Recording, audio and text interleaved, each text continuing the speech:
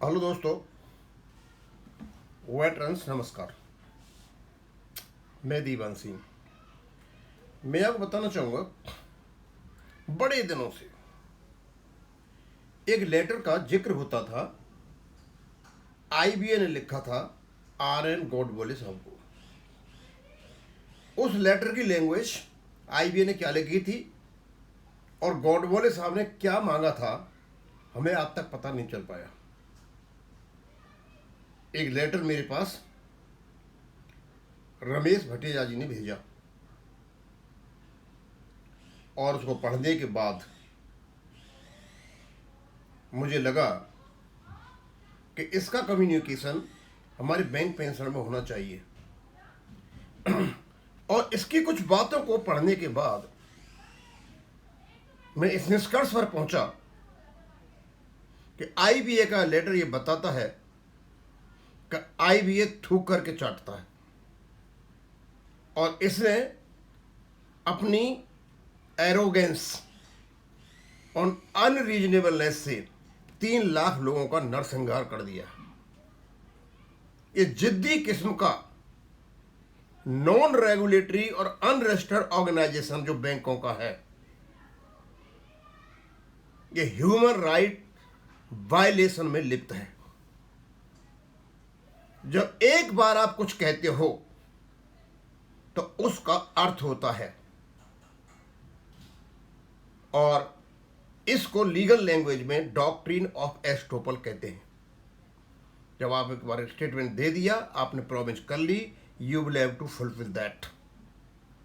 ये doctrine of estoppel के भी वायलेटर है, ओस भी तोड़ा है। दोस्तों, हम सब देखेंगे इसमें कि आईबीए ने 17 दिसंबर 1993 को क्या कहा। गॉडबोले साहब ने लेटर लिखा 9 दिसंबर 1993 को। आईबीए के आरडी सुमीरा साहब, पर्सनल एडवाइजर, ये लेटर लिखते हैं Shri R N Godbole, general secretary all India bank officers confederation को। उनकी लिखी हुई लैंग्वेज से कोई भी अर्थ निकाल सकता है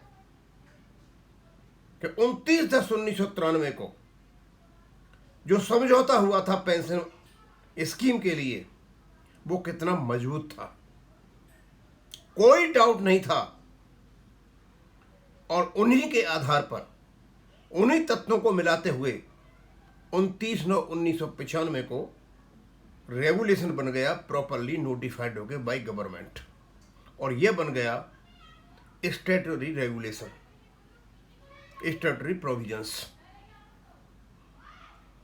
और यह लेटर पढ़ने के बाद मैं कह सकता हूं कि जो रेगुलेशन 56 है, रेजोल्यूशन प्रोविजन जो दे रखे हैं, शायद अब स्पष्ट बताते हैं, ये लेटर बताता है कि हमारी स्कीम सेंट्रल गवर्नमेंट एम्प्लॉइज और आरबीआई की लाइन पर थी। जो जो उसमें है वो यहां होगा, कोई कसर नहीं थी। बिल्कुल एकदम कॉम्पैक्ट, फोर्सफुल, इफेक्टिव तरीके से बनाया गया। लेकिन कुछ दलाल किस्म के लोग जो यूनियनों में घुसे और इनको घुसने दिया, कुछ दलालों ने अपने स्वार्थ के लिए इन्होंने सब कुछ तहस नहस कर दिया।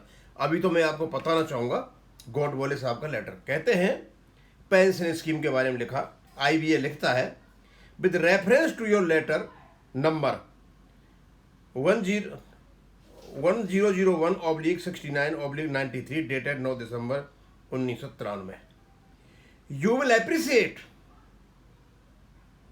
that the pension scheme as proposed in the banking industry is a social security scheme.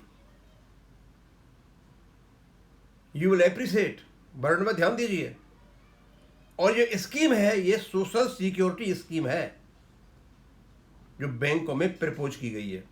यानी 29/10/1993 को जो एग्रीमेंट हुआ था, वो प्रपोज इसलिए कहा गया प्रपोज क्योंकि ये अभी नोटिफाइड नहीं हुआ है। नोटिफाइड हो गया 1995 में।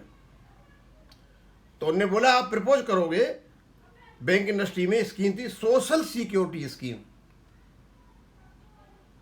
आईबीए को ये 3S सोशल सिक्योरिटी स्कीम पर ध्यान देना चाहिए। 3 लाख लोगों का जो वध किया इन लोगों ने, किसी को मेडिकल नहीं मिला, किसी को खाना नहीं मिलेगा, किसी को कपड़े नहीं मिले, किसी को कुछ नहीं मिला। ये केवल और केवल एक प्रकार से प्लान्ड मर्डर था आईबीए का, कि जितने निकल जाए उतना ही बेटर है। ये तो खैर, ये तो एमसी सिंगला का ये केस को डाल गए जो अभी सुप्रीम कोर्ट में चला हुआ है, नहीं ये सबको ऐसे निकाल लेते। इसी can not have options according to needs of the individual employees.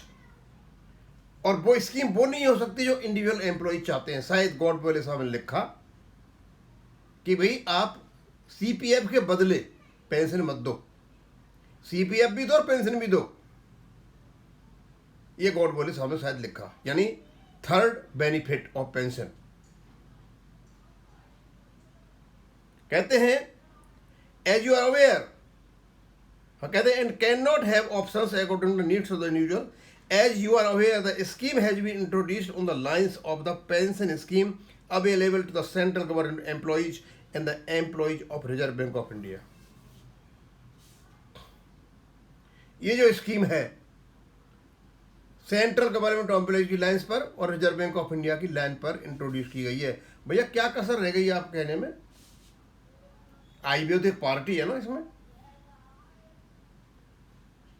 IBA खुद मान के चलता है। और मैं चाहूंगा कि इस लेटर को माननीय सुप्रीम कोर्ट के सामने रखा जाए जब आईबीए अपना आर्गुमेंट करे।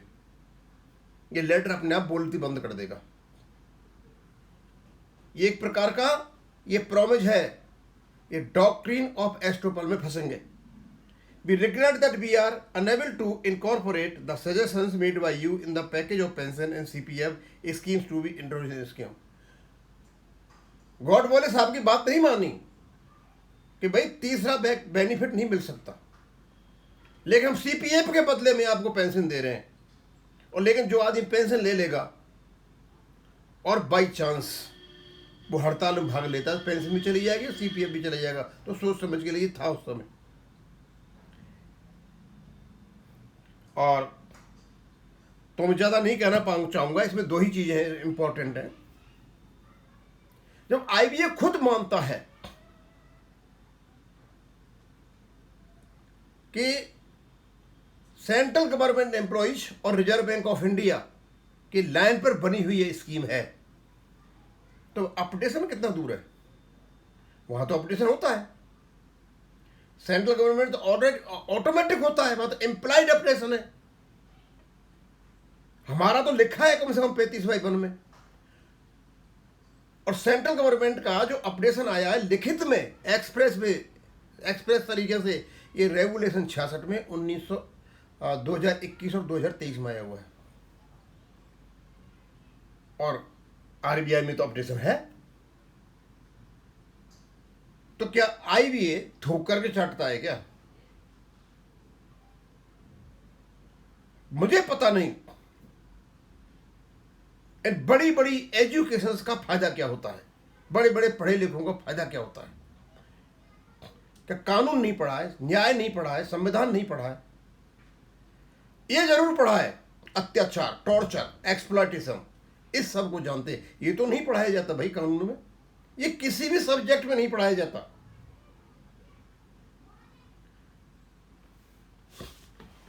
एडमिनिस्ट्रेशन में बैठे हुए लोग जो अत्याचार करते हैं अपने ही लोगों पर, अपनी सिटीजन्स पर, ये उनका काम है। कानून तो ऐसी चीज नहीं है, संसद में भी नहीं है, राज्यसभा में नहीं है, लोकसभा में नहीं है, विधानसभा में नहीं है। कानून के पढ़ने वाले जो विद्यार्थी हैं उनको भी नहीं पढ़ाया जाता, उनको तो लड़ना पता जाता है। ये सारे के सारे पढ़े लिखे लोग हैं। ऐसे प्रकार लेटर लिखोगे और बड़ी स्पष्ट रूप से कहोगे कि सेंट्रल गवर्नमेंट एम्प्लॉइज और आरबीआई की लाइन पे पेंशन अपडेशन होगा, तो भैया बड़ा स्पष्ट दे रखा है रेगुलेशन 56 में, जब भी कोई डाउट होगा तो CCS रूल 1972 का सहारा लिया जाएगा। स्मॉल कमेटी ने साफ साफ कहा था एक्सेप्टेंसेज में, जब सब कुछ हो गया था 1994 में, अपडेशन से ऑल्सो भी on the line of the RBI। अरे इधर से भी है उधर से भी है, रेगुलेशन में है। भैया किस लिए बहस कर रहे हो जाकर के? आप क्यों जा रहे हो सुप्रीम कोर्ट में?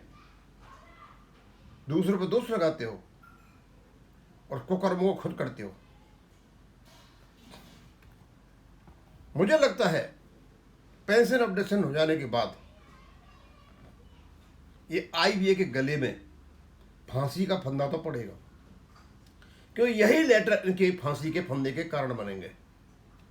हम संभाल के रखेंगे इस लेटर को, इधर उधर नहीं होने देंगे। लेकिन IBA मानता था कि हमारी pension scheme central government employees और RBI की लाइन पर है। अब मुझे ये समझ में नहीं आता कि चंडीगढ़ हाई कोर्ट ने ये लेटर भी वहां रखा गया होगा। इन सब को पढ़ने के बाद एक ऐसा फैसला क्यों दिया जिसको केवल और केवल पैसों से खरीदा जा सकता है, अंधा नहीं। अब इसको भी यही खत्म करूंगा। थैंक यू, धन्यवाद।